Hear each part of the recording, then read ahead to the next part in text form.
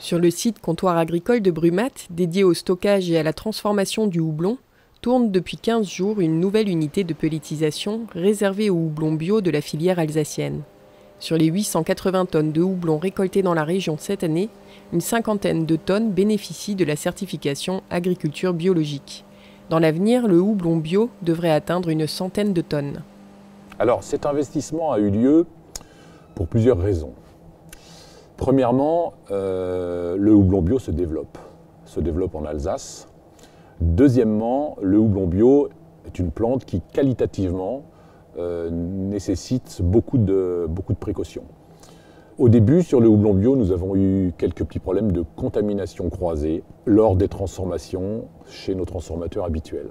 Alors, qu'est-ce que ça veut dire? Ça veut dire en fait que le houblon est tellement gras que si on ne fait pas attention au processus de transformation, on risque de retrouver par contamination des produits qui sont indésirables pour la certification bio.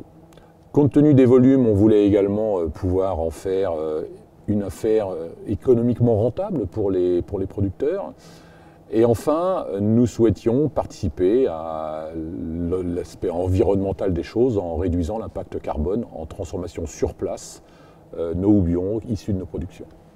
Commandée il y a 2 ans, la livraison de cette unité américaine a été retardée par l'épisode Covid. Elle est finalement arrivée au printemps dernier.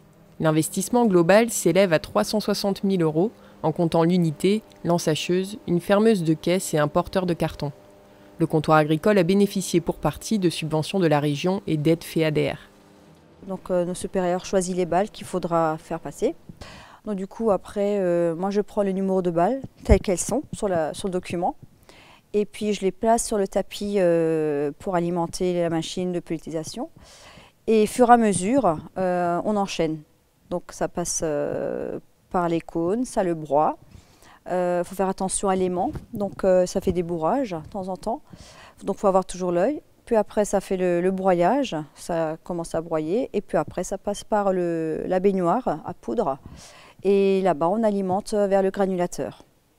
Et du granulateur on le passe par le sas de refroidisseur qui va refroidir les pelés. Donc quand on sort les pelés, on sera à 11 à 10 degrés la température. Donc du coup, après on sort pour qui commence à ensacher. La qualité du houblon bio est testée à plusieurs étapes. En amont sous forme de cône pour vérifier qu'elle correspond aux standards de la certification bio en matière de résidus.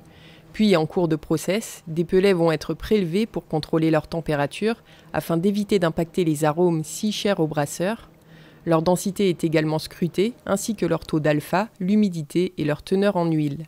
Alors il y a un suivi de traçabilité très précis. Chaque balle, chaque clos qui rentre dans l'unité de pelletisation est numéroté. Un numéro de lot va être donné en tout cas aux pellets qui vont sortir de cette transformation. Et le brasseur pourra retrouver, grâce à un QR code sur les sacs, l'ensemble des informations qualitatives correspondant au lot. En cas de souci, bien évidemment, le service informatique que nous avons développé il y a 2 ans est capable de remonter très rapidement au producteur et de donner en tout cas un certain nombre d'informations qui seraient dans ce cas-là demandées par les brasseurs. Alors le houblon bio alsacien intéresse bien évidemment beaucoup de brasseurs français, tant chez les microbrasseurs que certains donc brasseurs industriels qui s'intéressent aussi de près ou de loin au houblon bio. Et depuis peu, on a des demandes également sur l'export proche, la Belgique, le Nord communautaire, qui est très sensibilisé à cette notion de bio. Aujourd'hui, le marché est déficitaire, à savoir que la demande est très nettement supérieure à l'offre, ce qui nous oblige à pouvoir acheter certaines productions bio hors France pour répondre aux besoins de nos clients. Si la machine est dédiée prioritairement au houblon bio alsacien, le comptoir est en mesure de proposer de la prestation de service pour d'autres producteurs dans la mesure où la qualité de leur houblon bio correspond effectivement à la certification au niveau résidu. Si l'équipe dédiée à l'unité semble avoir trouvé son rythme de croisière, des aménagements pourraient être envisagés dans l'avenir pour répondre à une augmentation de la demande. Aujourd'hui, la machine tourne au rythme de 350-400 kg/h. Le coefficient de transformation tourne autour de 95%, soit 100 kg de cône donne approximativement 95 kg de pellet. Aujourd'hui, donc, on a une cinquantaine de tonnes à transformer. On est capable d'estimer la date de fin de cette transformation. Demain, si j'avais 2 fois plus de production à mettre en place, donc soit je reste avec l'équipe telle que j'ai, mais il me faudra 2 fois plus de temps, soit à ce moment-là, je suis amené à réfléchir à peut-être 2 équipes, de manière à faire travailler cette installation le plus rapidement possible. En fait, il va y avoir un facteur qu'il va falloir prendre en compte, c'est le brasseur.